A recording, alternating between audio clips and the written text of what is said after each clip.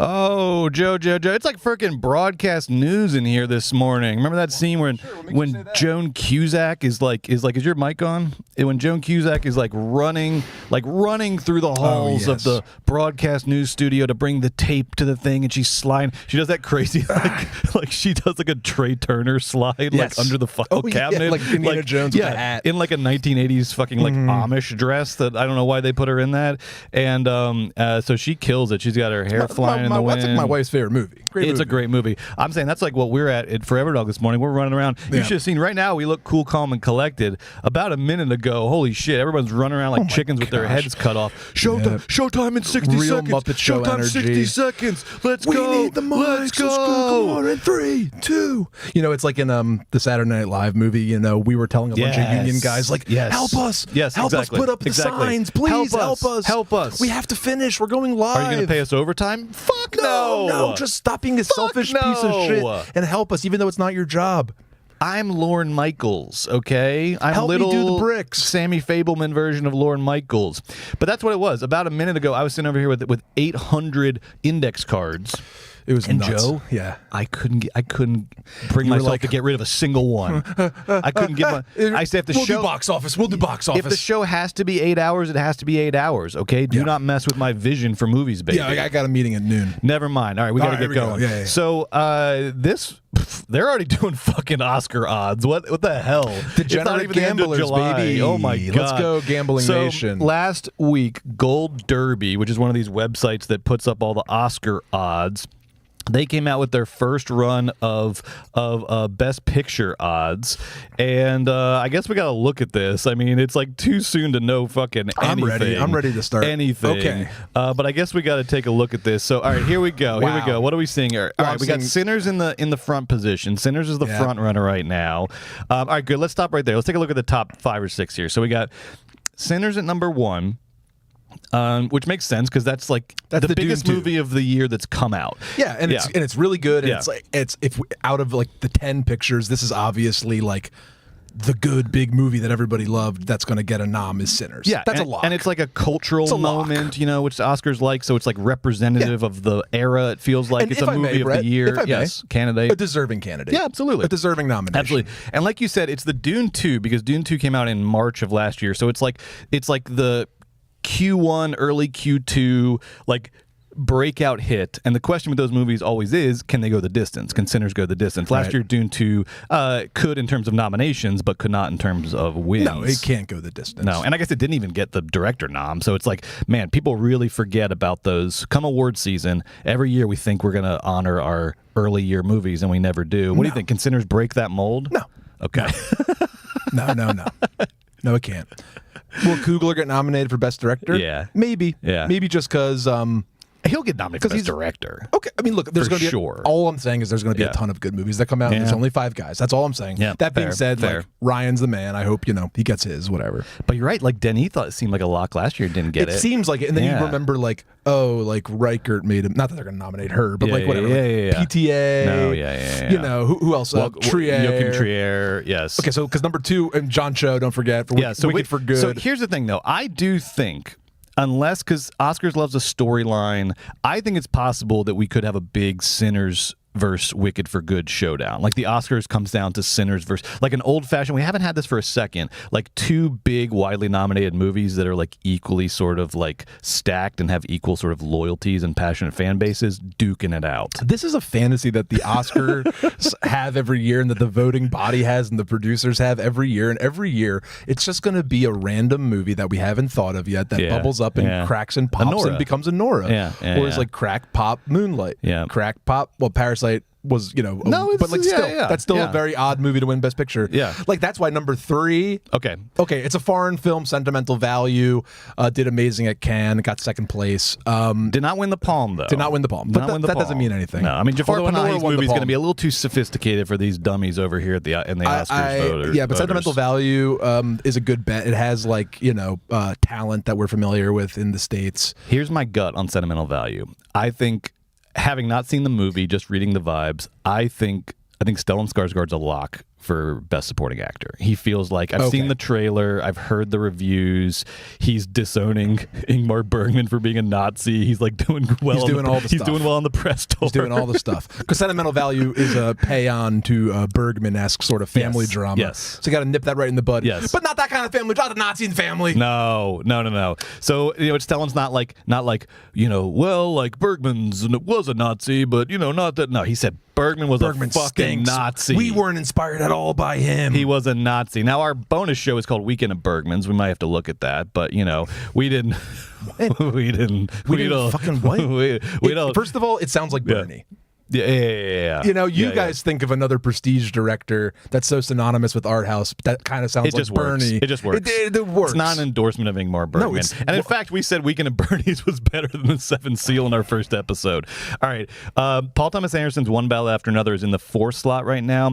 I don't think this holds. To me, One Battle After Another is going to be, I think I'm looking forward to it a lot. I think it's going to be one of my favorite movies of the year. I do think it'll be more of an Inherent Vice than a There Will Be Blood, by which I mean it'll be more divisive and kind of weird, and Oscar voters might not fully know what to make of it, versus something like There Will Be Blood where they can get their little minds around that a little bit easier. I hope so, Brett. I hope you're right. I hope it's a weird one that doesn't get nominated, but from what I'm seeing and from what I'm feeling, like it does feel like such a big date on the calendar. Yeah. So much like I could be attention being paid to that slot. TBD. What else? Just round up the 10 for me Christ. here. Okay, 5 so is 5. Begonia. Now they just are throwing shit at the wall. They're just throwing shit at the wall. So Begonia is Yorgos' movie this year. Yorgos' new movie. Now Yorgos, like all Yorgos movies, has a great log line and a great cast. It does have a great log line. So you're like, oh, this is going to be really good. I'm sure it'll line. suck ass. Okay, 6. Yeah, but I mean, the voters did love Poor Things, so maybe right. So I mean, they like Yorgos. Yorgos is like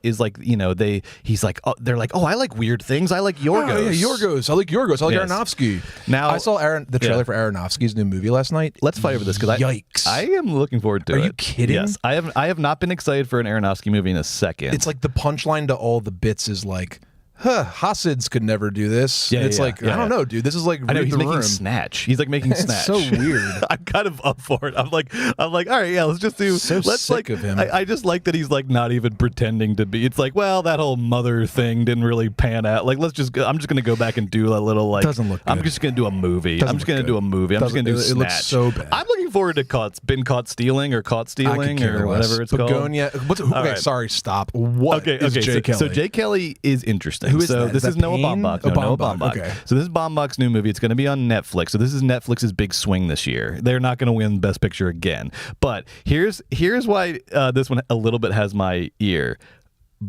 Buddy comedy, George Clooney, Adam Sandler. Oh, all right. Okay. Now I got wildly you. Back. Now I got you. Let's go. Yeah, it looks like again, there is very little out about this movie. I could barely find a log line. There's very little out. There's like one photo that doesn't look great, but from what I could gather, it kind of feels like a Sideways with Clooney and Sandler. So now I got your attention, don't I? Sounds great. Don't I got your attention, big boy? It sounds like too much. It sounds like it's not going to get nominated for Best Picture. Nah, doesn't all that good make you think like, well, I guess it won't be that good. And like Baumbach's on a soft spell. Marriage Story is the outlier, but other than that, it's been like what Meyerowitz stories, Barbie, White Noise. You giving him credit for Barbie? Yeah. Okay, yeah, Barbie. But the Noah Baumbach movies, like it's sort of Marriage Story hit. I don't know. Maybe this one, every once in a while he still hits. Every once in a while he still hits. You have such a soft spot for this guy. Do I really? You do. You love Kicking and Screaming. Well, Kicking and Screaming, you love early days Baumbach. And I do. And you never got rid of your like romantic sort of attachment to what he could be. And I just wonder if he's like reached your wildest dreams or not. You have accurately assessed me, and I will admit, I will confess when I've been read. And so I do. I live not off, a read. It's a little bit of a read. The hope's it's a little bit of glimmering in your eyes, and I'm sort of like I don't know. Not a negative read. It's just like you have accurately interpreted my feelings about Noah Baumbach. I do live off the dream of Kicking and Screaming. Right. I do think he's one of Wes Anderson's better collaborators. Sure. He's on like the good team that Wes refuses to play on now because he and Roman Coppola probably have some Epstein Island of their own. Fuck off. Delete that. I have no fucking ridiculous. I have no proof or evidence of that. The fuck? They're just very buddy. The fuck? And there's a lot of like dinner jacket culture going on. If you know what I mean. Male friends can only do an Epstein. What about Owen Wilson? Was Owen Wilson not his friend? Perhaps his oldest best friend. Can we scroll down and see what it's 7? All right, Marty Supreme. Yeah, that's going to get nominated. Okay, here is a sort of. I think I'm going to like Marty Supreme better. I think Smashing Machine could get more nominations. Like the brothers. That's a good right. That's a good secret. The trailer is good. The trailer's really good. The Rock looks good. The Rock looks great. The Rock is doing this like low key underplayed thing, and I'm like, holy shit, Dwayne Johnson. You can like I get it. Like hate your politics, big boy. Love this performance. You'll vote for him next year. I'd vote for him over Trump. Stay in line for Dwayne The Rock Johnson. He's going to be the candidate for Elon Musk's new party. You heard it here first. Doesn't that actually sound like that's what's going to happen? Doesn't that sound like the Idiocracy Act 3 sort of thing that might actually happen? You didn't like Eddington, so what do you know? Dwayne Johnson, it will be the because reality is even crazier than Eddington. Ari thinks he's like so crazy. Reality's got you beat, buddy. Dwayne Johnson going to be the candidate of Elon Musk's third political party, and who knows what happens then. You're spouting off now. What do you think Springsteen Delivered Me From Nowhere is going to get nominated? Okay, so here's the thing. I have a little hot take for you. Tell me. 150% nominated. Yes. They love this movie. And Bohemian Rhapsody. They love this movie every year. And same with Smashing Machine. Like whatever, like Wrestler, Raging Bull. You do Raging Bull good. Yeah. You're going to get nominated. You're going to get nominated. Raging Bull is a good kind of movie. Yeah. So Well, here's the thing about Springsteen Delivered Me From Nowhere, though. It was directed by Scott Cooper. And Scott Cooper is like the master of good, not great movies. And specifically good, not great movies that feature like dynamic performances. So he gets people like, because he did Crazy Heart that got Jeff Bridges his Oscar, right? So he's very good, like good, not great, but like got Jeff his Oscar. Got Jeff his Oscar. He did Black Mass, which was designed to get Johnny an Oscar, right? Yeah. He did Out of the Furnace, which is like one of the saddest movies I've ever seen in my life, but was designed to get Christian Bale a nomination, and Casey Affleck in a supporting role, and Woody Harrelson. Like everybody is like clearly doing big prestige, like dark crime performances to get nominated. Okay. Or music things. Yeah, so I think like Scott Cooper is like good, not great. The movie might sneak a nomination. It's not going to like win anything, but it will probably like get ready for Jeremy Allen White to be halfway to an EGOT this time next year. Yeah, he's getting the Oscar. Yeah, he'll do the he's audio getting book the Oscar for something. Yeah. And then number 9, Avatar, Fire and Ash. This is the last one. Let's stop here. Okay, just number 9. The odds are out for Avatar, Fire and Ash.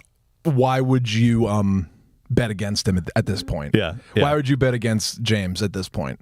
Our producer Gabe, he's in the booth probably pumping his fist right now. He's a huge Avatar guy. Big Avatar guy. We're going to talk about Cameron later today. I'm not an Avatar guy, but yeah, that's a good transition into CSC on Bergman's. We'll talk about Cameron there. About that. But Brett, an underwhelming but also kind of exciting list of movies. I can't wait for Sentimental Value. Begonia's, Yorgos is an object of fascination for this podcast, of course. And Avatar 3, like I didn't like 1, I didn't like 2. I'll be there with goddamn bells on opening night of Avatar. Let's do it. All right, a lot of other ones that could sneak in here, but let's get this damn show started. Life of Chuck. Oh, Life of Chuck 15. Life of Chuck. Get the show started. Life quick. of Chuck. Start the show. If Life of Chuck gets a single Oscar nomination, we're ending this show. I'm saying it right now. We have to end the show. Thank God there's not a best dance sequence category. All right, Gabe, can we start the theme song whenever you're ready? There should be. There it is. Oh, hell yeah. The backbone of this country is the independent film critic. The power of movies must be protected. The best thing about movies is the feeling they give. It's a feeling I want to feel every day. Movies, baby! Movies, baby! Movies, baby! Movies, baby! I love it, backbone. Welcome to Movies, baby. I'm Joe Cilio, a.k.a. the Philly Movie Freak, here, as always, with Brett Boehm, a.k.a. the Georgia Movie Dog. Go Dogs! 1 month until kickoff, baby. I can't wait for the college football season. But we're here to talk movies. We are live in the San Fernando Valley, baby. And this weekend, we saw a pretty interesting double feature. We saw Ari Aster's new movie, Eddington, which is getting not making a lot of money, but generating a lot of convo online. And we're going to have a convo of our own about it. We also saw Sony's sort of reboot/sequel, I Know What You Did Last Summer. We'll tell you what we thought of that as well. And we've got a rundown of movie news coming at you, some exciting movie news hot off the presses. And then in the second half of the show, this is very exciting, for Patreon subscribers only. They should subscribe if they haven't already. You should subscribe because this is going to be a good one. Because if they haven't, they should. It's our Weekend at Bergman's bonus show where we take a art house movie and a popcorn movie, we pit them against each other, and we have to tell you which one we like better, and we have to be honest. We're in the middle of our 1980 season, and today we're doing a very special underwater episode. That's right. It's Das Boot versus James Cameron's The Abyss. I didn't realize how similar these movies were going to be. Like, I had forgotten that The Abyss has a lot of submarine stuff. Me too. I thought it was like James Cameron sort of underwater sci-fi, but there's like a lot of similar tracking shots through submarines. Yeah, definitely. So this was a good pairing. It was this really was good. a tight and pairing. as you know, if you're a fan of this show, Brett and I thrill at underwater stuff. Like, Love it scares us. Love We're it. into it. Love it. Come check out the show. Come check out the show. I initially gave Last Breath 3.5 stars before I came down from my high and said 3. There's nothing like those one night stand reviews where you check it the next morning and you're like, wait, what the fuck? What the fuck? Fucking 5 stars. Like, it wasn't that much fun. I was just like, I just got candy. I just like decided to buy candy. I don't know if it's 5 stars. Like, There've been a couple. There've been a couple of those this year for me that I've had to readjust. I think I gave The Cleaner 3 stars the first time I saw it. Look, go back to that episode. Practice. I'm sitting there just being like, I kind of like forget what happened in the movie. And you're like, Cleaner is an excellent example of a mid-tier action powerhouse. Daisy Ridley, that's really. And I was just like, I don't know, man. But hey, that's reputation damaging. I'll admit. But do you know what's? But I course corrected. Sometimes you gotta own, much like Das Boot. Sometimes you gotta own the submarine and Das your Boot. heightened take.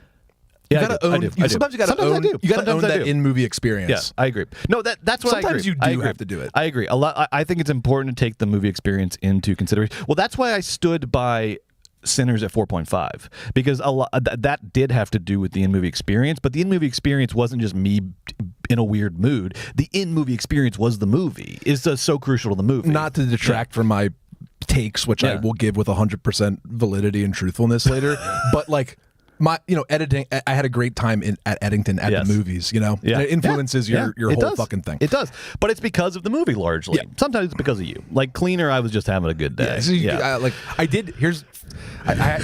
need an asterisk. I did get Raisinets for Eddington, so that could have added a whole half a star. Really done it. That could have really done it. All right, Gabe, can we take a look at the money? And by the money, I mean the weekend box office returns. There it is, baby. There it is. So James Gunn's Superman stayed in first place with what has become an almost like scientific principle, the 54% drop second week. Anytime a movie is like good, does well, gets good reviews, has good vibes, it almost always is like a 54 to 58% drop. And what's so funny is if it said 62, we'd be flipping out.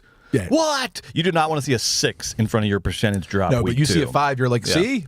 A perfectly run franchise. And they added a bunch of, they did add 140 theaters. So really this probably is like a 60% drop. Don't do it. Okay. The per theater average still amazing though. So Superman doing very well, but man, that international sluggishness is hurting it. Like it's not gonna sniff $1 billion because of what it's doing internationally. No, it's at 400 million right now worldwide total 400 million. That's why James Gunn had that weird little comment about a week before the movie dropped where he's like, who said we need to make 700 million on this? He saw the international because internal projections were like 600. Because now we're seeing with some of the biggest movies of the year, the international total bigger than the domestic total. You really need to play worldwide now, particularly because I think the American audience is a little soft these days. It's not back to pre-COVID levels. It's better than last year, but you really do like a movie like Jurassic World Rebirth, which I felt like has gotten less sort of attention than the Superman movie, is up to nearly 650 million in its third week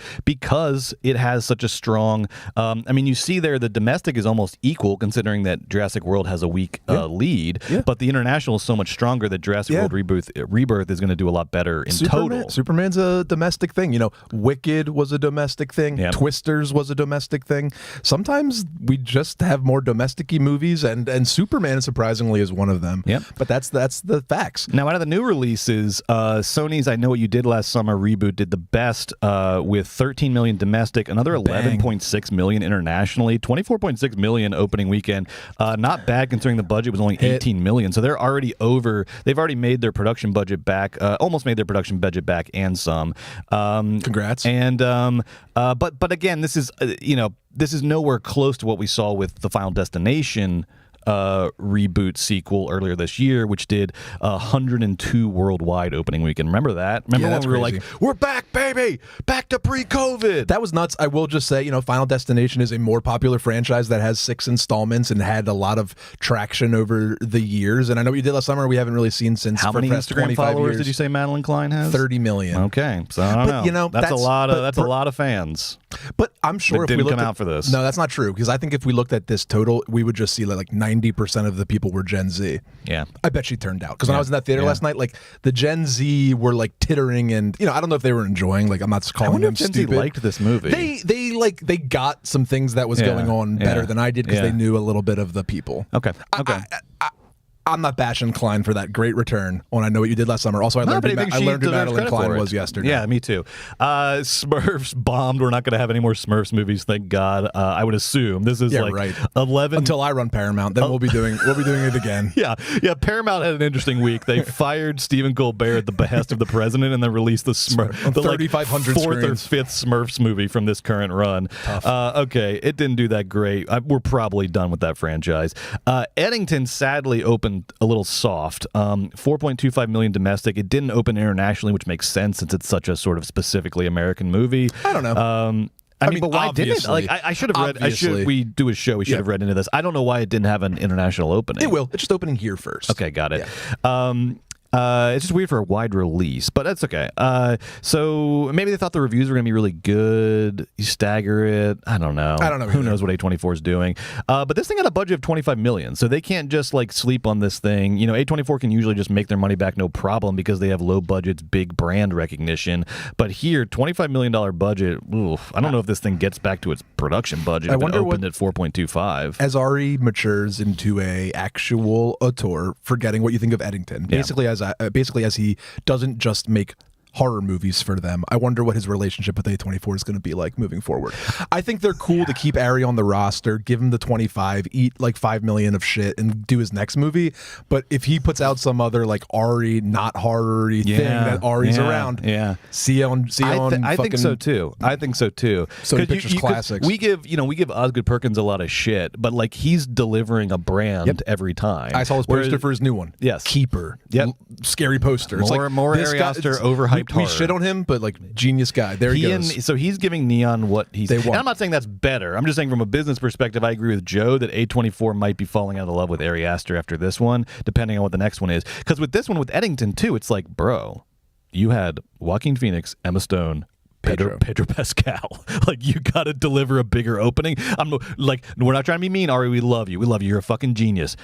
But we got to like keep the lights on. You got to deliver a bigger opening with those 3 stars in your movie. You got to figure out how to do it. And maybe he says the same thing to them. Maybe he says, I gave you a movie with fucking Joaquin Phoenix and Emma Stone and Pedro Pascal. You need to deliver the fucking returns with your marketing plan. I'll be very interested to see what One Battle After Another does. And the reason I mention it is auteur picture that has to do with modern moment that is coming out in movie theaters. And that one's going to do a lot better, I think, than Eddington. But there's been a lot more buzz. I mean, Warner Brothers has had that trailer out since January in the fucking movie theater. Eddington came out last week, and everyone was like, what the fuck is this? Oh, I didn't know this was even coming out. I think One Battle After Another will be big. The trailer is getting cheers every time I see it in a theater. Me too. People are hyped. I guess like Leo is a movie star just like Supreme. Next level. We'll wait. What's Marty Supreme gonna make? But also like the Pedro, like the tough thing too is Pedro is so oversaturated right now. Because if you're a Pedro fan, you could have gone to Materialists, and then you have Fantastic Four next week, and you could have just sat out Eddington. It's like, man, I want to see dark Pedro. I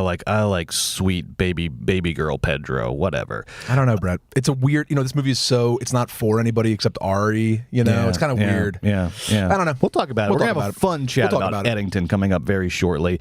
Last thing, big shout out to Lilo and Stitch. That little bastard finally did it. The first $1 billion American movie of the year. Okay, congratulations. You can drag its carcass out of theaters numbers now. It made it. It just squeaked over. I think it's actually at like $1.6 billion, right? $1.6 billion. So congratulations. But this just shows, man, we've said it before. It is fucking hard to get over that billion. That used to be a pretty easy threshold to slide over pre-COVID. It is tough to get there now because what you need is that long tail. And that long tail, I actually think the long tail is hard this year because there has been, compared to the last, like, say, 3 or 4 years, there have been a lot of well-marketed, like, sort of clear vision big movies this year. You know, starting with Sinners all the way through Minecraft movie, even like found its little niche. There has been like it's hard to have a long tail because like next week it's fucking Fantastic Four. Like there's a lot of this has been the first like big movie year I've felt since COVID, where it's like every week there's kind of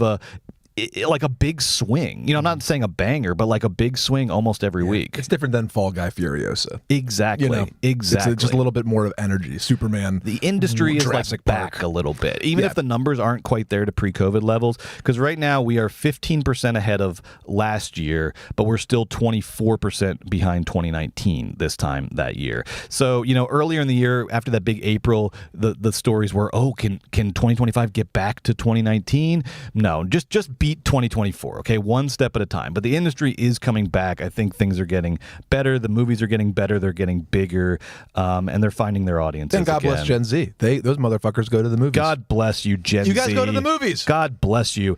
All right, let's talk movie news, Joe. And I want to debut a new segment. It's kind of a version of a segment we've done before, but I just want to simplify it for you a little bit. Thanks. And I'm just going to call this good news, bad news, okay? I'm going to run through some breaking movie news headlines, and I want you to tell me, because a lot of what our show is like trying to celebrate what's good about the movies, and then trying to attack what's and bad, and fucking, you know, just eviscerate what's bad for the movies, about the movies. And that's just our opinion. You can have your own opinion.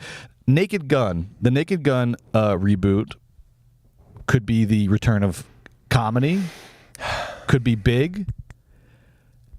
Its runtime is 84 minutes. Good news, bad news. Good news, Brett. It's great news. I agree. Smart. What's it going to do? Fucking win an Oscar and it has to hit the 90 minutes? Fuck that. You know what I mean? No, 84.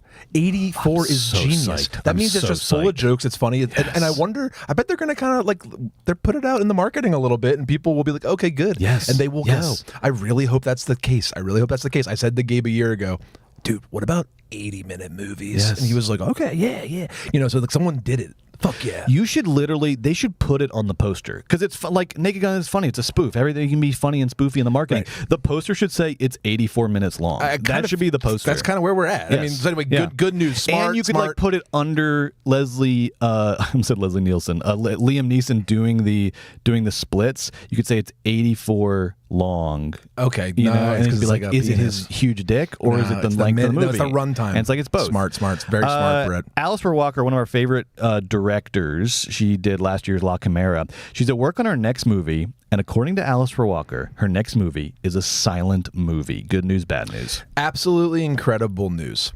Alice Walker is one of the best filmmakers alive. Here. And the best thing about her, in my opinion, well, that's like not even true, but one of my favorite things about her is how all of her shots look fucking perfect, dude.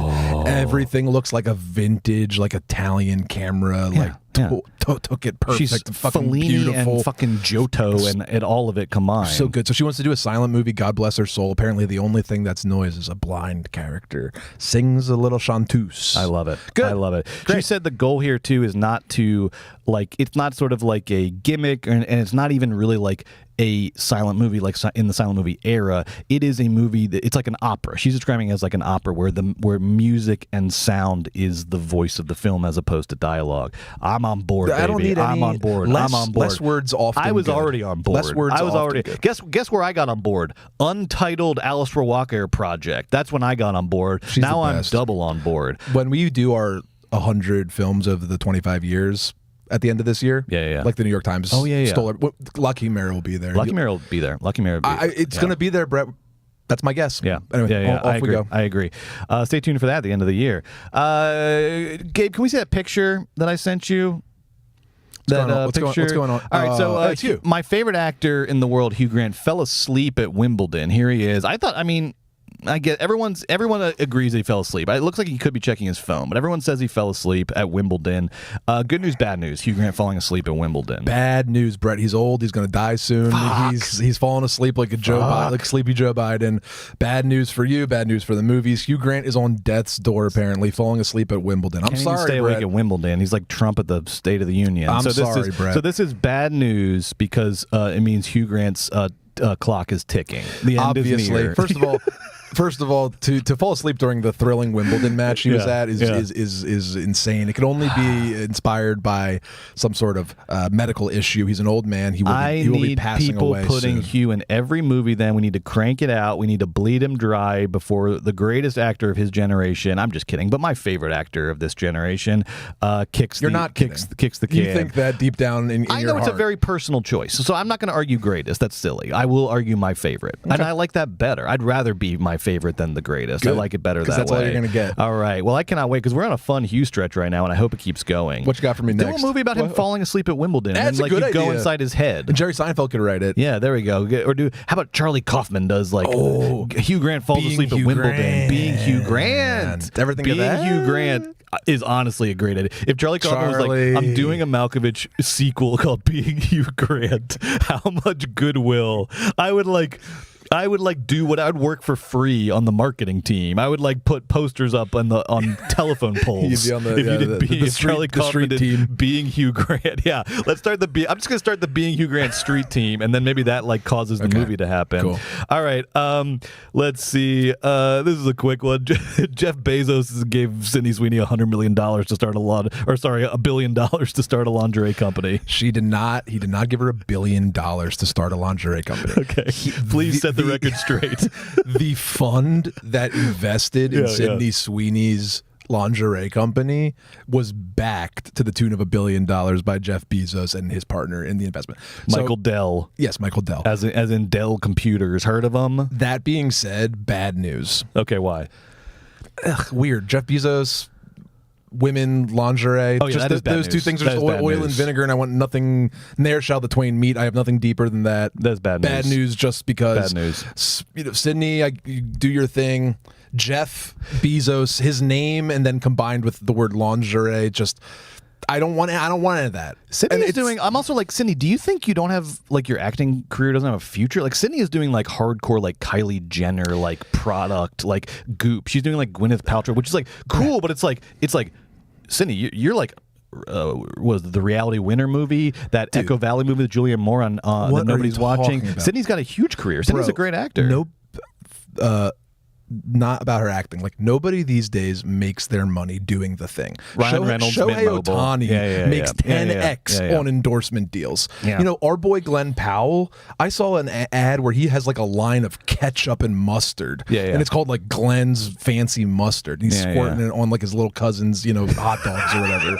And I'm like, Jesus, can't these fuckers just be movie stars? The answer is no. What about You're right. You're right. In music? It's Post Malone makes $0 streaming. He makes all his money doing a fucking AT&T commercial. This is the sad state of the world. Everybody and their mother. When you're Sydney Sweeney, your job is to fucking get equity in brands and use your personage to grow them. So she's if I'm going to be standing around in lingerie, I want 10% of the fucking company. I want it to be Sydney Sweeney lingerie. Yeah. No, that's fine. That's fine. I'm not saying it's good. I'm just saying that's where her head's at. It just seems sometimes it happens with Gwyneth and Goop. It started when the acting career sort of stalled out, and you can say it's because of Hollywood sexism, et cetera, et cetera. I'm sure it is, but usually it's just happening a little soon to be to be so because she was doing that bathwater thing last. You're right. The money's not what it used to be, and Sydney Sweeney's not. Yeah, nobody is. I'm not hating people getting their money. I'm not hating, by the way. I'm just explaining. It's not. I just want to make sure.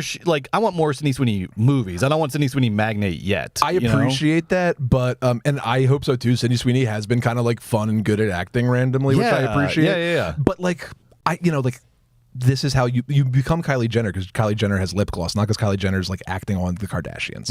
Or whatever. Yeah. I'm not saying it's good. I'm just saying what's up. Well, look, good news. We know why Sydney Sweeney was at Bezos' wedding. Yeah. Was to get that money, baby. Yeah, I guess so. All right, let's do one more. Okay. Tickets for Christopher Nolan's Odyssey on IMAX went on sale a year ahead of time. They went on sale last week. Apparently, they're already sold out. You know what? I'm going to actually do this one. Bad fucking news, okay? I don't know where I'm going to be a year from now. I'm not ready. I'm more excited for Odyssey. I'm as excited for Odyssey as anybody on the face of the earth. I'm not ready to buy the tickets yet. And then I turn around and all the IMAX tickets are gone. Does this mean I literally can't see the Odyssey on IMAX opening weekend? I have to do it for this show. What am I going to fucking do? Because all these nerds just got up at 10 a.m. and they were right on there refreshing their browsers. I got shit to do, okay? This is a year from now, okay? I do not have time to get these fucking tickets, and now they're all gone? This is not how it works. Stop with this fucking bullshit. Bad news. Bad news. What do you think? Bad news, good news? I mean, it would be bad news. What do you mean? I was online that night. What? And I saw on my phone Odyssey tickets on sale. What the hell? I was like, what the fuck? And the little Instagram it said, like, posted 15, 20 minutes ago. I was like, fuck, because I knew these psychopaths were going to fucking gobble it up in 1 second. What the fuck are you about to say? Hold on. I'm telling you my fucking story. I'm telling you a tale. So I go on. Tale of a hero, like Odysseus. I go, hold on now. I go on. I look at City Walk. A wandering hero. City Walk. On my phone, and I'm like, nothing. All the screenings, Thursday, Friday, Saturday, Sunday. City Walk sold out. No, and then I go on, I was like, all right, fuck City Walk. Then I was like 16, and I was like, sold out Thursday, Friday, Saturday, Sunday. All the 70mm IMAX screens sold out. I was like, fuck. I thought it was my phone fucking up. So I was like, I got my laptop out, and I was like, oh, fuck. I really want to go see IMAX. I really want to see it first. You were one of these people. I was one of these freaks. And I was like, looking, clicking, nothing in Los Angeles. So yeah, exactly. So no tickets, no fucking tickets, my boy. But there was. Hold the phone. Hold the fucking phone, y'all. There was. Hold the phone. What is this piece of paper with a QR code on it? There was 3 tickets. Holy shit. Are you serious? Ontario. Are you serious? There you go. Oh my God. Yeah. Oh my God. Look at that Thursday, in Ontario. July 16th. That's the big one. That's the big fucking IMAX. Brett, this is the biggest IMAX the screen Blue Whale. in California. Holy bigger than shit. City Walk. Ow. There's Look a at that. fucking chart. Look at that. Look at that. See, that's what we usually go to. City Walk. See that? Regal Edwards, Ontario Palace. That's the real 88 feet tall. We're seeing the Odyssey on that screen. We're seeing the Odyssey on that Holy screen. shit. And Brett, we're not just, I didn't just get tickets. I got tickets for me and you and Gabe, our producer. I got us 3 tickets. Great. I got us good news. They went on sale a year early. You suckers, you didn't get them. I got them. Joe got them. Thursday, Great. July 16th. Is that the first one? It's the very first screening available. It's the first screening on the first Thursday. And afterwards, I'll say it now, I promise we'll drive back to Los Angeles and we'll give you a fucking lightning reviews. Live review. I'll do it in the theater. And do you know what the best part of this whole entire fucking thing is? I'm kidding. Do you know what the best part is? What is it? When I went on, it had been 15, 20 minutes. So many of the seats were gone. Yeah. To find 3 seats, let alone 3 seats together, borderline impossible. Right. But luckily, the 3 seats that I would have got if that theater was totally empty, Joe, what the were available. Baby Brett or Gabriel, show me that picture one more time. We are front row center. Seats A, 18, 17, and 16, front row, not a fucking person before us, front row center at the biggest screen in the world. First one, where I like to sit is in the front row center, so that I am to be crass, I like to get fucked by the movie if it's good, okay? That's and the fine. only way That's you not can crass. really That's do romantic. that, the only way you can really do that, folks, is if you sit front row center at the IMAX. See you there, baby. Thursday, July 16th, 2026.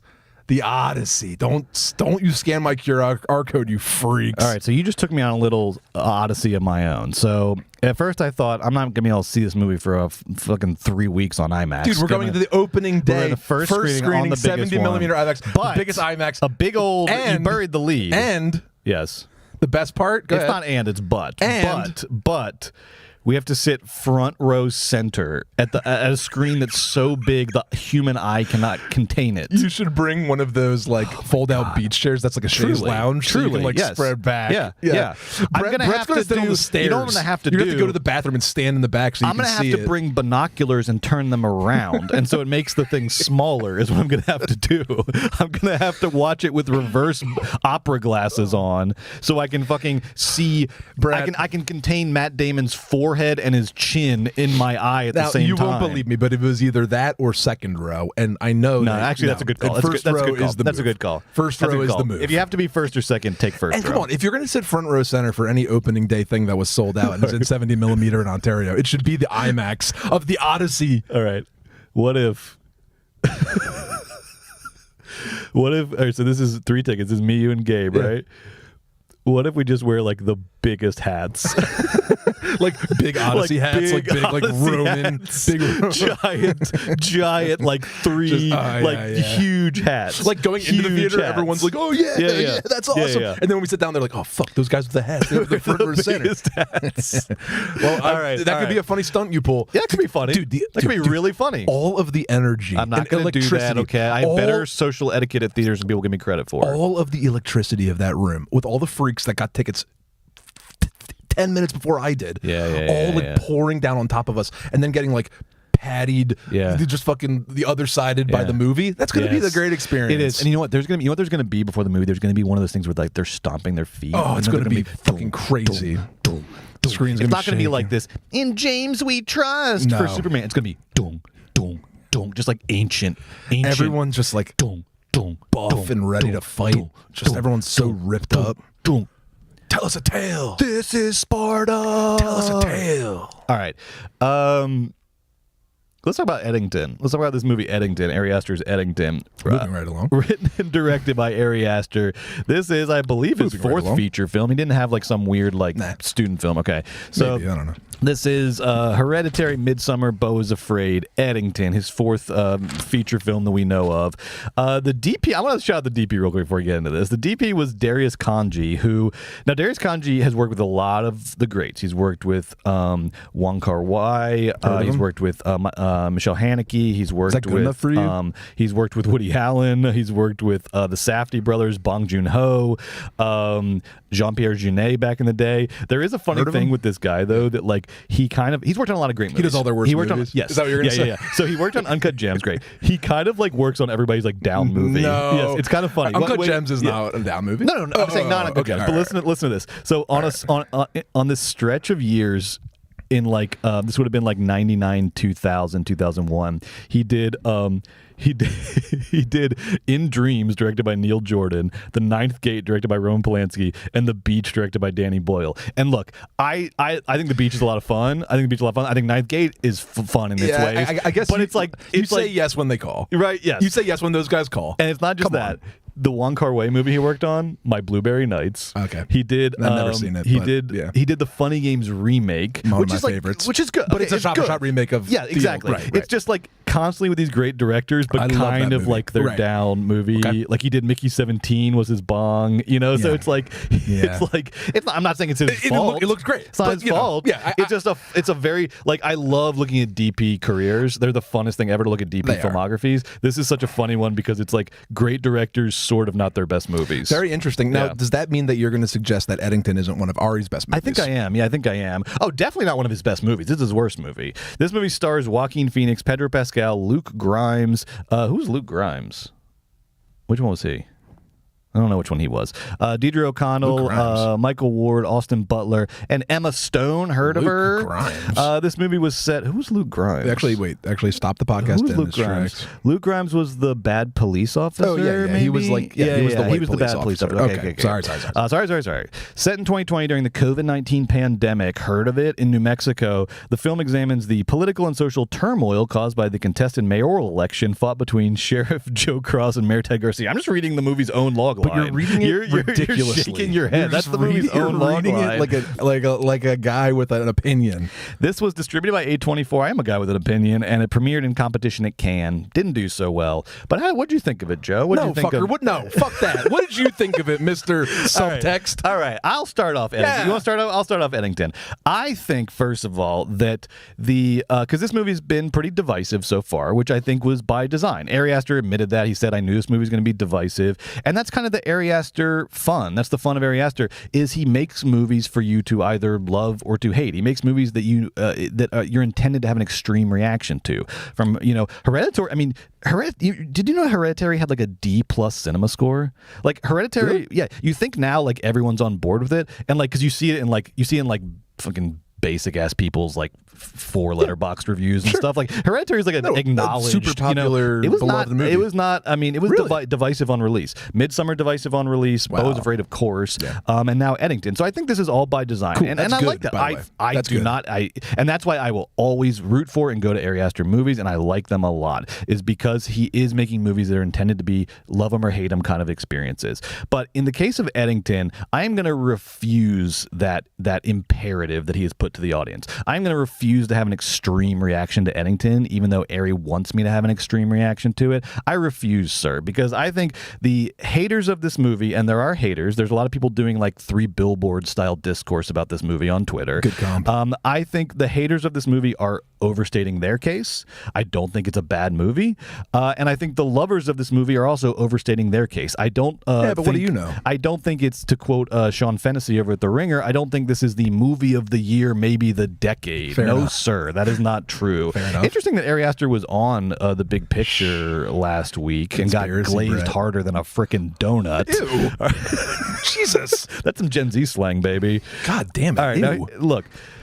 So I did not love this movie. I did not hate this movie. I found it to be a very high highs, low lows experience. I felt it to be very up and down. I found it to be very uneven. And I think that's a result of the movie's ambitions, which are to do a lot of different things, comment on a lot of different things, have a lot of different types of characters, have a lot of different narrative threads juggling in the air. And I simply thought that some of them were done well and some were done poorly. And that's why I kind of end up in the middle on this movie. I don't think it's great or even really good, but I definitely don't think it's bad either. Now, here's what worked for me. Here's the things that worked.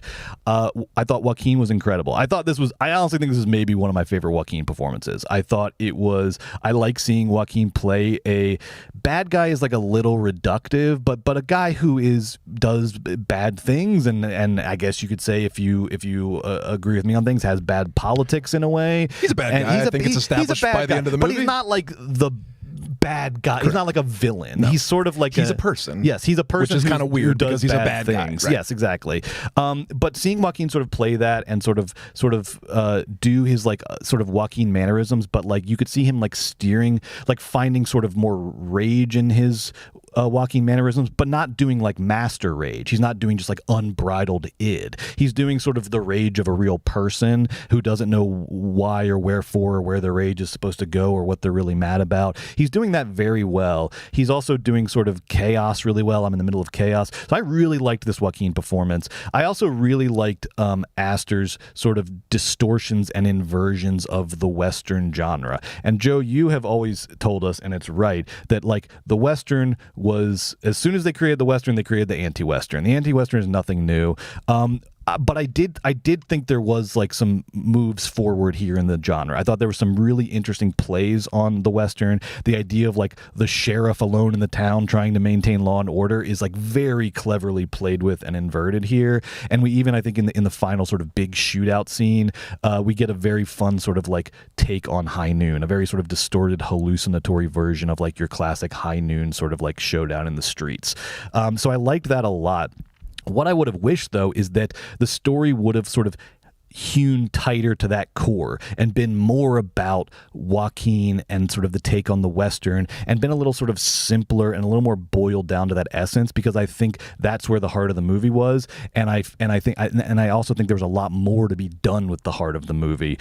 But instead, Ari has really taken a big swing. Let's not, split hairs here. He's taken a big swing at movie of the decade. He's trying to be what Sean Fennessy is saying. He is trying to be movie of the decade. This is a big fucking swing. And all of the sort of big swing aspects, all of the topicality, COVID, Black Lives Matter, MAGA, QAnon, tech, ACAB, you get everything fucking here. And because it's so widely topical, I almost think it was inevitable that character and story were going to suffer a little bit. And I did think they suffered in Eddington, in Ari's sort of wide-ranging topicality and his desire to make a big of-the-moment movie. Because beyond Joaquin's character, almost everything else was some version of Half-Baked for me. I actually liked what Pedro Pascal was starting to do with, and also I think we probably shouldn't, we should be a little careful with spoilers here. Okay, yeah. So I liked what Pedro Pascal was starting to do. They were still at first you think he's sort of he's like, they never really say political parties too much, but like, come on, but like he's the like, Democrat. Yeah, but like he's like a New Mexico Democrat. He's like making deals with tech, and he's like friendly. Democrat. Right. Okay. Sure. Thank you. Yeah. But like not AOC, like establishment sort of Democrat. Yeah. So he is. But then they're starting to reveal like his darker side, and he's like a little sort of angry and violent. He has these little like skeletons in the closet, like a Democrat. But then like nothing really sort of pays off with his character. It doesn't come full circle. I think there's a world in which this movie became more of a Joaquin Pedro showdown. That's kind of what it was advertised as, and I would have liked to have seen that followed all the way through the end of the movie. In addition, I mean, right? I mean, that's not like a. I just don't want to interrupt. Okay, yeah, I know what you right. mean. I mean, like, I was really enjoying their dynamic and their scenes together. Yes. And when the movie gets away from that, I don't know if it. I guess it does. It is a little less good than when they were doing their thing. I did love them doing their thing together. And I feel like that's why I'm not against Eddington. I just want Eddington to be like more of what it was good at. I think it just sort of was trying to do so much. Unfortunately, I thought there was a very clear like strong points to the movie that got sort of watered down by all of the other stuff going on, all of the sort of hijinks and pyrotechnics. I thought Emma Stone was wasted. I thought Austin Butler's character just should have been cut wholesale. I was like, this is the one thing that doesn't really refer to anything relatable in the world. It felt like an old school like Night of the Hunter era, like, traveling itinerant preacher or something. And it was the one thing where I was like, I don't know I know we live in an era of cults and like sort of culty spiritual Keith Raniere shit, but this is not what that looks like in our world. Everything else looks like the way it looks in the world. It's like, from student protesters to racist cops, everything else sort of is relatable or relevant. That was the one character I was like, this thing is coming out of left field and has no place here. I would have liked to have seen that character just cut altogether. And as a result of that, I think you could have again tightened up the story around what was working. I think overall, there's a moment halfway through the movie where it just escalates way too quickly for me. I think we're not going to reveal what it is, but Joaquin's character makes some big choices halfway through this movie that decide the second half of the movie. And to me, they were more driven by Ares' need to like get to a climax and do some crazy shit than they were sort of real for that character. They did not feel like the choices that character would have made. And again, it just sort of like it took the movie on a course for about. I did like the ultimate sort of ending, the ending of the movie, and that final shot of Joaquin is one of the funniest things I've ever seen. But there was like an hour there after that big sort of, act 2, whatever midpoint moment that I was like, oh, we're not on the right track right now. Right. So where does this leave me on Ari Aster? Here's what I think about Ari Aster. And then I cannot wait to hear what Joe has to say about this movie.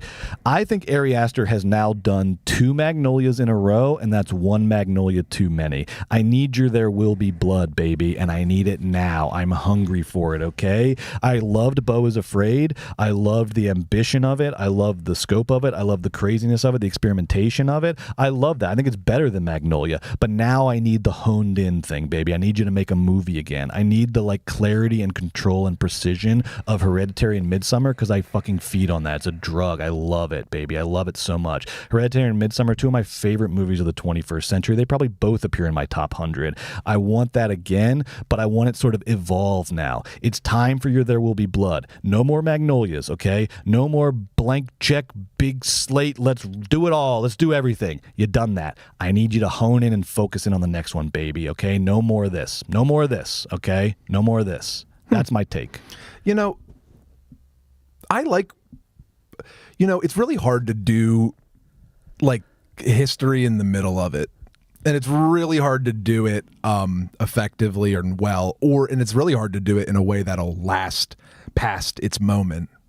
And I think Eddington will succeed past its moment because at the end of the day, it successfully isolates the panic and chaos of living through some of those moments. I mean, like at the end of the day, Eddington works because it gives you a bit of insight into what was happening deep in everybody's heads, sometimes late in the middle of the night or looking at your phone. And it's really hard to just remember just how fucking miserable and crazy everything was and how isolated we all were and how on our phones we all were and how we were just making up enemies and left and right and trying to attack and just the empire ended and then COVID like buried it.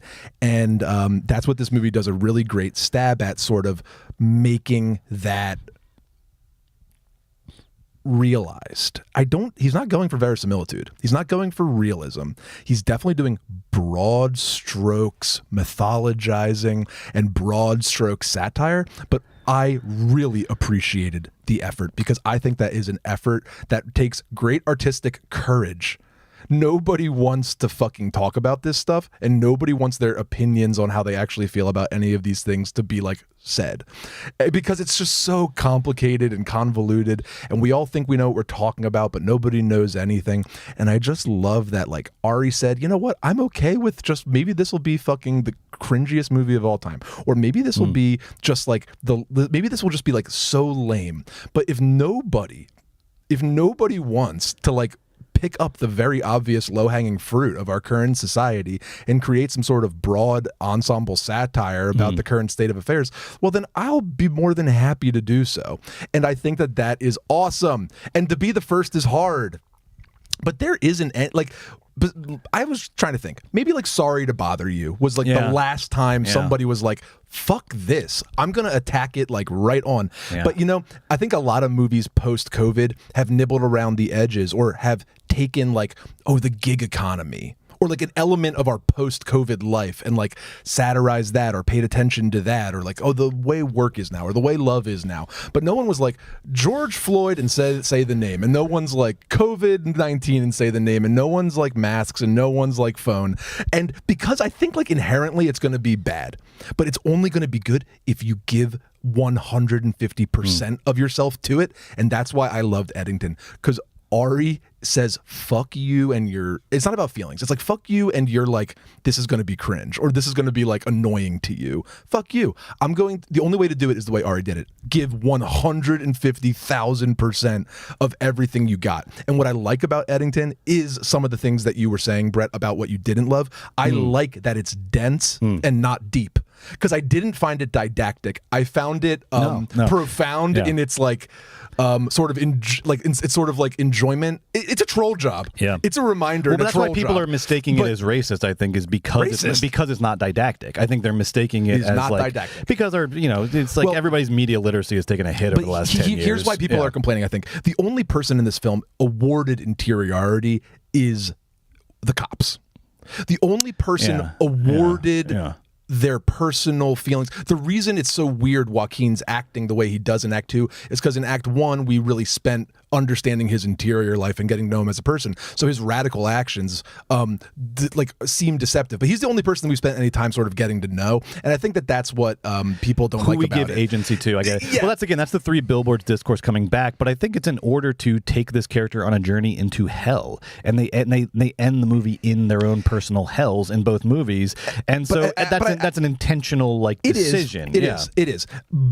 But I think that sometimes like the tension of that decision is like, well, in the second half of the film, Ari, you are suggesting this is an ensemble piece, but you've only given interiority to Joaquin in Act 1. Well, yeah, and that's true. That's my ultimate point. Was I think I would have liked to have seen. I get what you're saying though. Is like we don't get a lot of Putney Swopes anymore, and those are a necessary kind of movie. It's a classic American type of movie. Doctor Strangelove, Putney Swope, whatever you want to say. Yes, exactly. Like big ensemble satire. Big ensemble, and we get Don't Look Up, but then you have Don't Look Up. I prefer Eddington. No, I definitely prefer Eddington to Don't Look Up. I just like here's some things that I loved about Eddington. First of all, door guy. Fucking funny. Yeah, Eddington cracked me up. And some of the jokes, are troll job jokes and a little eye rolly, where it's like, Ari, shut the fuck up. Like nothing a liberal guy loves more than like fucking cosplaying as a conservative for 20 minutes. Love it. Matt Damon and Stillwater. It's fucking favorite. Yeah. But that's what self-interrogation is, and that's what self-hatred is. And if we know anything about about Ari from Beau is Afraid, is that self-hatred is the name of the game. That's his most fucking favorite thing. Yeah. So it makes sense to me that Ari's going to do this.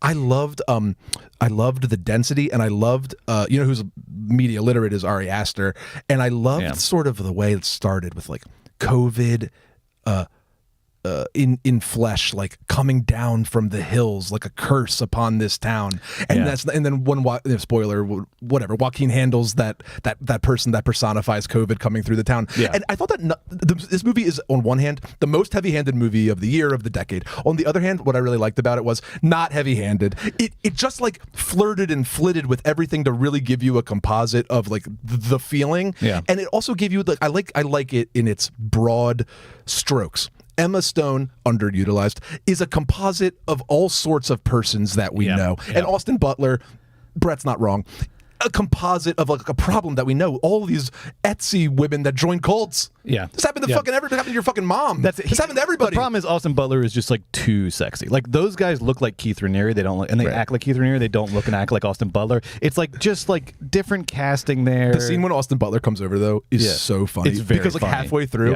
no, it's not. They just like he is performing the role very well. They just like stop saying sentences and they're just saying gobbledygook, and Joaquin Phoenix all the times like what? What are you talking about? He's supposed to have dinner with his wife because they're like their marriage is falling apart. Yeah. How about the beautiful sound design of the crazy mother-in-law, sort of like in a Altman-esque fashion, like permeating every silence with some sort of like conspiracy wild conspiracy fact. That's what it's like to live in our brains. Anyway, and I read too that he like intentionally, there was a rule that like every shot had to have like multiple screens visible in the shot, and it's not it's not every shot, but he had this thing where it's like every shot has to have like the first thing you see in Joaquin Phoenix, he's in his like cop car and he has like his laptop open and his like phone out, and like and there's just like, and some of them are in focus, some are not, but you're constantly in this world of like overlapping screens. So he's doing a lot of like real nice detailed He's watching work. a YouTube called "How to Get Your Partner to Have a Baby with You." It's something pathetic and so funny. Yes, and then she's his desktop photo, but it's just like such an unflattering photo.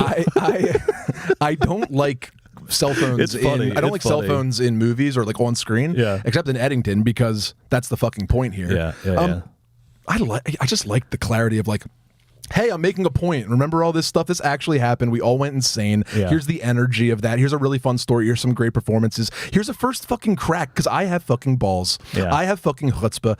I have fucking backbone. And also, fuck you. It's funny. It's weird. You can hate. I love Ari Aster. You can fucking hate me all day.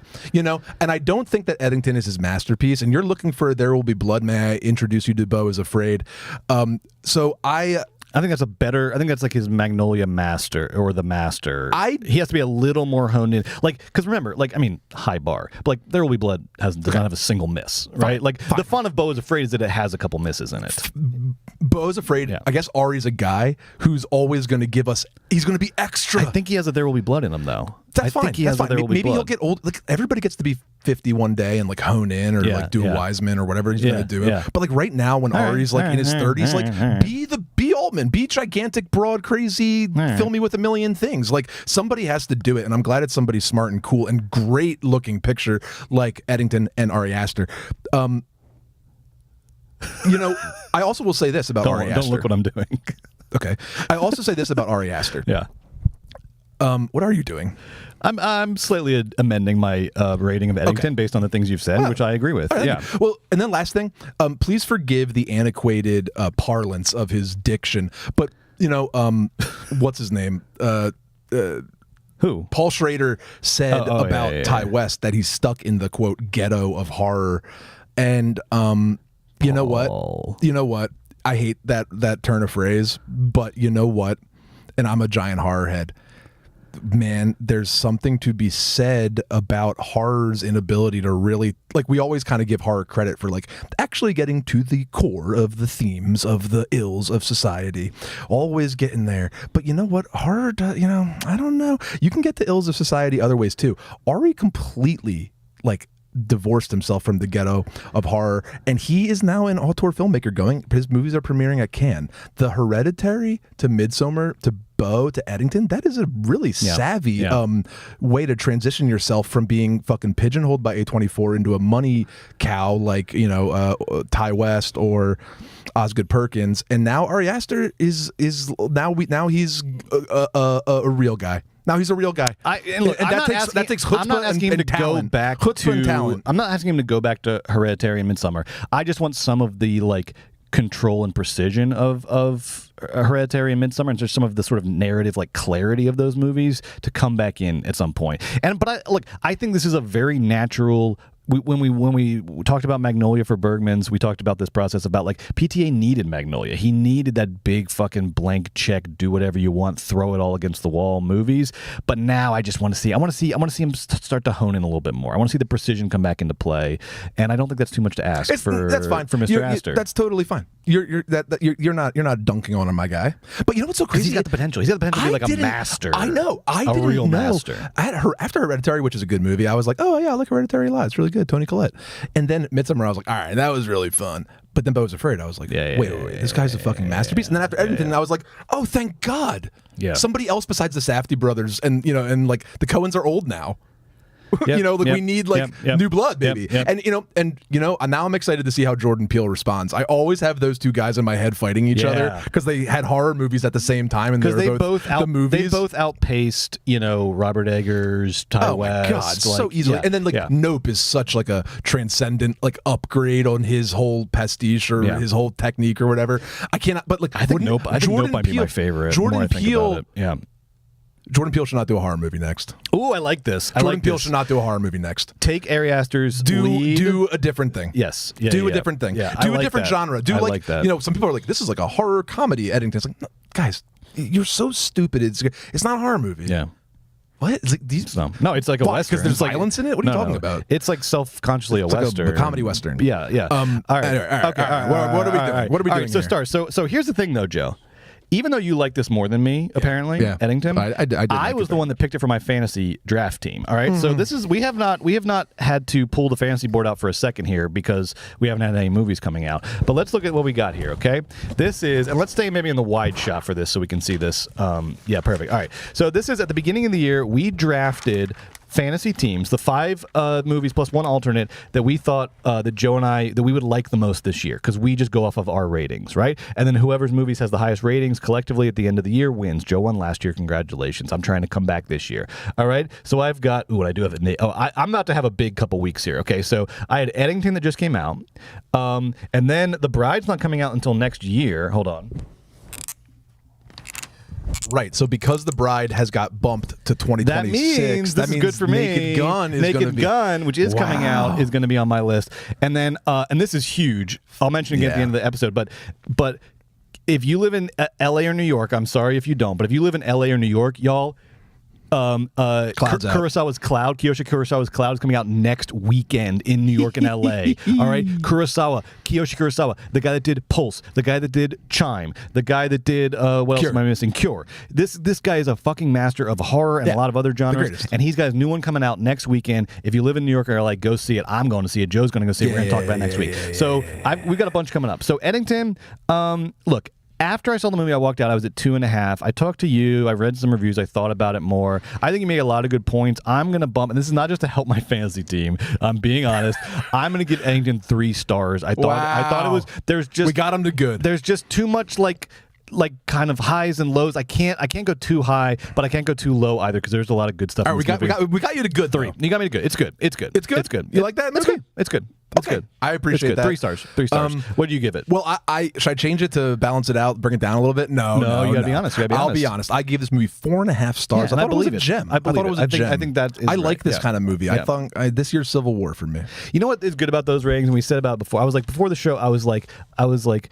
You know it's a 3-star movie for me. I know it's a 4.5-star movie for you. We're starting to understand where our tastes diverge. Yeah. And I'm telling you, this is both. We're both being honest. This is a 4.5-star movie for Joe. Oh yeah, this is a 3-star movie for me. So that is 7.5. It cracked me up. Or like my son would say, it cracked me up like an egg. It cracked me up like an egg. Enzo's the best. 7.5. Not bad. Better than Mickey 17. Mickey 17 wasn't very good. You got a lot of good stuff coming out though. I think you're gonna need it too because I don't know if that Trey Parker Kendrick thing's coming out. What fuck? You got one battle after another, and you have the fucking Park Chan Wook. Oh my god! But Brett, I'm looking at your list thinking fuck as well. Marty, so, look, we'll see what happens. Peter Hewer's Day got a release. Peter Hewer's Day. That was my last one where I was like, oh, if that gets bumped, I'm fucked. Just mark. Wish y'all fucks. Just mark down 10 for Peter Hewer's Day right easy now. 10. Movie of the year. Movie of the year. Yeah, not Eddington. That'll be our fantasy. That'll be our fantasy tweet. Movie of the year. Peter Hewer's Day. Movie of the year. Ooh. Maybe the decade. All right, I'm just gonna keep that screenshot of that tweet. And we're gonna do it for Peter Hewer's Day. All right, let's talk about this. I Know What You Did Last Summer. And we'll do it quick. Reboot Legacy. We'll do it quick. Okay, so this was directed and co-written by Jennifer Caton Robinson along with Sam Lansky. This is actually the 4th installment in the I Know What You There's Did. a straight to DVD one, or straight to video. With the best title ever, I'll Always Know What You Did Last Summer. It's basically a scary movie. I'll never forget ever. I'll always know what you did last summer, 2006, straight to video. So this is the 4th installment. This film, in addition to bringing back in sort of small but crucial roles, Freddie Prinze Jr., Jennifer Love Hewitt, Sarah Michelle Gellar, Brandy. Did I blink and miss Brandy? What was Brandy? Guess. That must have been like an Easter eggy. I don't remember Brandy being in it, but she's in the credited cast. Cool. All right, I don't sorry. remember Brandy's part. That must have been a blink and you miss it one. So they bring back some original members, but they're focusing on this new group of 20-year-olds who did something bad over the summer and are going to get punished for it. Madeline Klein, Chase Suey Wonders, Jonah Hauer King, who was about to be in that Jordan Peele-produced movie, Him, the football movie. Handsome. Very handsome guy. Tyreek Withers, Sarah Pigeon, Billy Campbell. There's a whole bunch of people in this. And we're supposed to like know who these people are, by the way. So just like they're like popular actors that I've never heard of. We all know who Chase Suey Wonders is because she was in things that we watched. She was in The Studio, Bodies. and she was in Buys Bodies. Yes, yeah. But everybody else, I was unfamiliar with. Madeline Klein's in some TV show, Outer Banks. Outer Banks, big TV show. Huge mungo. So these are like hot, young. These are like up and coming stars. Yes. Okay, great. Good for them. So number one, I love this franchise. I've always loved the first one, and I don't think I'd ever seen I Still Know What You Did Last Summer until last week when I watched it because I didn't remember any of it. Holy shit. I think it's even better than the first one. I think it's a camp classic. I had so much fun watching that movie. Holy shit, is the second one so much fun. So I was very excited for this, Final Destination Bloodlines was great. Here we go, baby. 90s, early aughts horror is back. Let's do it. Unfortunately, this movie was a massive disappointment for me. It has about 100 Easter egg references to the first two movies, but zero understanding of what made those movies fun and good. This movie is boring. It is lazy, from the kills, which are lackluster, to the suspense, which is non-existent, to the comedy, which is limp, to the script, which feels like somebody just fed 2021 Twitter into an AI and said, "Can you write some Gen Z characters for me, please? Thank you." Also, the killer, they kind of fucked up. It wasn't nearly as fun as... That was one of the high points of this franchise, is like the killer, in the way they evolve the killer from 1 to 2 is so fun and interesting, and it's like horror stock but also some like fun twists. This was just so lazy and boring and dumb the way they did it.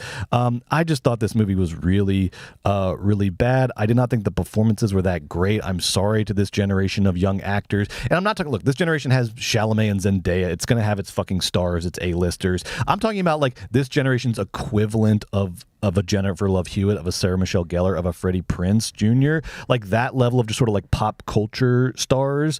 From what I've seen of this generation, I'm sorry, I am not impressed. And you can call me a grumpy old grandpa all you want, but what I see is people who are very competent, very professional, very sort of like hyper competent. They're not fucking up their career for nothing, but they don't give me any personality. They don't give me any fun. They don't take any risks because they're terrified of fucking risks. And instead you get something very boring and middle of the road. I thought Madeline Klein was maybe the standout. She was kind of funny as the like poor little rich girl, but doesn't hold a candle to Sarah Michelle Gellar. You know, if we're talking about standards here, doesn't get close to that. Well, she was in the movie. Did you like her? I did. I thought Sarah Michelle Gellar's one little cameo was the best performance in the entire movie.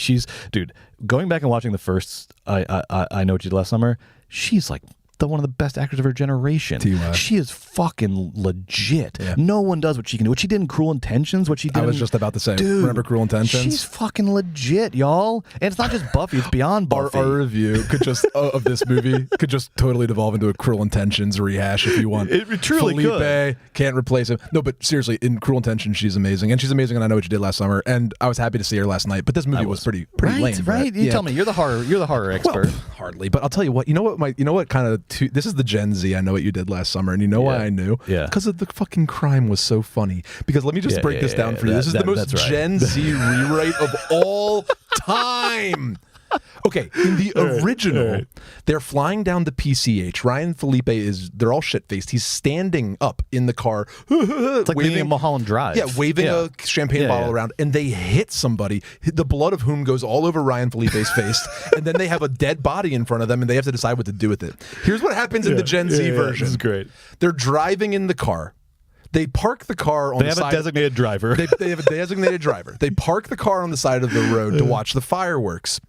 One of the kids is dancing in the middle of the road, so somebody swerves off the road and crashes into the barrier. Yeah. All of the Gen Z kids, all 5 of them, run over to the guy, try to save him. They're like, come on, we gotta save him, we gotta save him. Oh my God, I'm so sorry. And then his truck goes flying over the edge of a cliff and crashes. At which point they all turn to each other and go, oh my God, what should we do?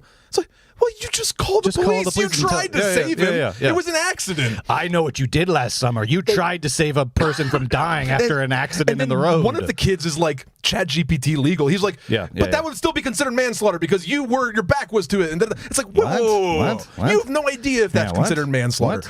It was a mistake, and you tried to save him. And there's plenty of plausible deniability. Maybe the one guy who was standing in the middle of the road would be like, no, don't tell anybody. But everybody else would be like, dude, relax. Your dad is a very powerful lawyer. We didn't do anything wrong. It was stupid. We should have been. But that guy was flying around, and then they say in the scene, lots of people fly off of Devil's Curve. Yeah, they call this Dead Man's Curve. This is Devil's Curve, and surely, like, lots of people fly. It's like there's no problem here. Yes, you just were dumb to dance on Devil's Curve. That guy was going 85 miles per hour, flying around the fucking side of it, and flew. Like, just go tell the police. There's no problem. And this happens so many times in the movie where I'm like, why are you doing this? There's no problem here. Just do the beat. Do like the right beat for this point in the movie. Why are you doing like the wrong beat and now the movie doesn't make sense? Like, what? This is so easy. This is paint by numbers. It was very funny, just Gen Z brain, where it's like, we did something bad, and it's like, you guys were just being dumb. But it's not like in the first movie where you like murdered a guy, like smashed his body up, drunk as shit, and then abandoned it. Ryan Phillippe is like diving into the water to retrieve a thing from the guy's corpse. They do a bad thing in the first one, and in this one,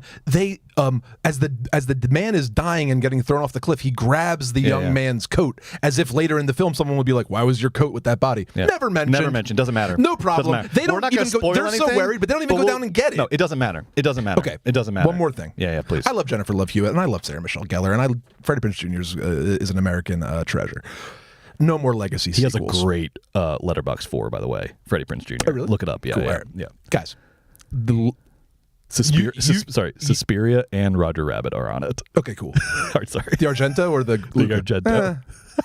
Okay, so I just want to say, like, we can reboot classics, but do not. It's over. Do not. It's completely done. Do not bring back the old cast. And when the time in the movie comes for somebody to get some answers to some questions, why is this happening again? Find a new person. That part has to be cut out, and the kids have to solve it all by themselves again. Just every franchise, Brett, it is officially. It officially makes your movie bad.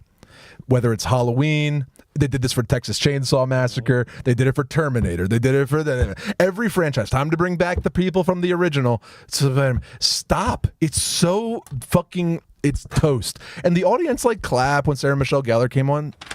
Just, I don't know, Brett. It was so stupid. Like, even like Tony Todd and Final, like, I like that one because Todd and he's that, it's 6 and there was all the context around it. Whatever. Yeah. But like that's like a send off in the like I don't like these rebooting it and bringing the cast back to like explain everything. And then in this one, they become the main characters. Like at the end, it's just Freddie Prinze Jr. talking to Sarah Michelle Gellar the whole time. Anyway, this movie really wasn't it, Brett. I do appreciate that. What star did you give it, by the way? I'm gonna give it 1.5 stars. It's really, really bad. I gave it 1. I was really disappointed. I was really disappointed. 1 star. It was terrible, but you know what? I give it 1.5 because like it was really bad and like it was kind of like laughably bad, but it wasn't like so miserable that I wanted to kill myself. It was just like really bad the whole entire time. So I'll give it a gentleman's 1.5 stars. One thing I did like about this movie is that when I came in, they handed out these postcards at AMC. They handed out these, if you were going to see I Know What You Did Last Summer, they gave you these postcards. This one says, "Welcome to Southport." By the way, not that it matters, that's not what fucking North Carolina looks like. That's not what North Carolina looks like. Junebug. Okay. You know, and I looked it up. They shot this thing in Australia. Okay. When they were showing that cliffside thing over the ocean, and it looked like Malibu mixed with Marina Del Rey. I was like, right. Have any of you been just don't place it anywhere? Right. Why are you saying this is North Carolina? It's so weird. The OG one was in California. I guess it couldn't have been. I guess it was in North Carolina. They're on the PCH, obviously. But the first one looks more like a seaside town up the Atlantic coast. This one looked like West Coast. It looked just like right. It. They're like, it's like, come on, guys. All right. Anyway, so they handed out these postcards, okay, and so I thought it'd be fun to fill out one of these postcards and send it to Sony, who distributed this movie. And so I'm just writing Sony a little message here. It says, "I know what you did this summer. You made a bad movie." Okay. So I'm going to send this to Sony. I'm going to send this to Sony. Should I put? I was thinking like, do better next time or else. Because it's a horror movie? No threats. Okay, because it's in the mail. It's in the mail. Okay, good. Yeah. So we'll leave it with I know what you did this summer. You made a bad movie. And we're going to send that right to Sony. I just got to get their address. We'll send it over to Culver City, to Sony Pictures headquarters, courtesy of Movies Baby. All the kids. All the guess kids what I'm are going to do? Watch what, this. Watch the next one you fucking make. Just please make it better, okay? But I'll watch all these. Yeah, well, obviously. Of course. I'll watch every single one. And there is apparently going to be another one. They hint at the end. I can't wait. Also, my God, the other thing too is every I Know What You Did Last Summer movie ends with the best ending of horror movies, where like you think it's over, and because it should be over because you've seen like the killer die, and then Jennifer Love Hewitt will be in her room and she's like, "What the fuck?" And then the killer's like under her bed, and it's so funny because it's like, no, I saw his head get cut off, but it's like, it's the best. It never gets old. It's the best. They don't do it in this movie. They don't do the final jump scare with the killer. Again, it's like, why are you fucking up the most obvious easy beats? Take the wins. This movie doesn't weirdly refuses to take the easy wins, but it also doesn't have any tricks up its sleeve. So convoluted. God damn it. All the kids are like, why? Why did they erase our history? Yeah. Because we couldn't. It's like they erased all memory of I Know What You Did Last Summer. Now I'm having traumatic flashbacks of how bad this movie was. And then one of the guys like, well, my dad had to bury it so that the police could continue to do their thing and we wouldn't get tourists to come, and that's why we buried it. And what? Just have sex with each other and kill each other. Yeah, come on. It's very easy. This is very easy. Not hard. The last line of the movie was, "That's what happens when guys don't go to therapy." Oh, yeah. Yeah, where'd you think of that chestnut that's been memed 6 billion times on the internet? Yeah, kids also think where'd you come up with that? The kids also think they thought of androgyny. No, dude. They're like, look at our new thing, androgyny. It's like, no. They knew about that long before my time as well. It's insane. It's a classic. It is wild how edgy they think it is. It's like guys, I'm totally cool with that. Everyone's doing that all the time, forever. Famous thing, androgyny. All right. Okay. All right. Forever. All right. We didn't like this movie. All right, but we're going to be back with 2 movies. Maybe we did like. I don't know. You'll find out. Weekend at Bergman's is coming. Oh, actually, let's do next week. Next week on next week. Oh, next week is going to be fun. Next week is. Thank God. All right. This is crazy. This is crazy. This is good. We finally get a look at this fucking Fantastic Four movie. Not looking forward to First Steps. We'll get through it. We'll get through it together. What I am looking forward to, though, what we mentioned, Kiyoshi Kurosawa's Cloud, limited release in New York and LA next weekend. I cannot fucking wait. Yeah. We'll tell you what it is. We won't give away spoilers, so that when you get a chance to see this thing, see it immediately. Immediately. All of our New York, LA people, get tickets now. I got tickets like everyone's rushing at Odyssey tickets. I got my Cloud ticket like 3 weeks ago. I was the only one in the fucking theater. Got Odyssey tickets if you were fast enough. This theater better be fucking crowded over the new art next weekend. Okay, you'll be there. I'll be there. I'll be there with bells on to see Cloud. Honestly, cannot wait. And then, this is bad news for us. On Bergman's next weekend. Next week it is Raiders of the Lost Ark versus Michael Mann's Thief. Great. Okay, so we have to pick which one's better between 2 probably 5-star masterpieces. Easily 5 stars. And then we can't see the one we didn't like. Easily again. 5 Great. stars. Okay, cool. That's awesome. So this week on Weekend at Bergman's, though, coming up in a mere 5 minutes over on Patreon, patreon.com/moviesbaby with 5 Ys, it is our underwater episode, Das Boot versus The Abyss. We'll see you there in 5 minutes. Bye.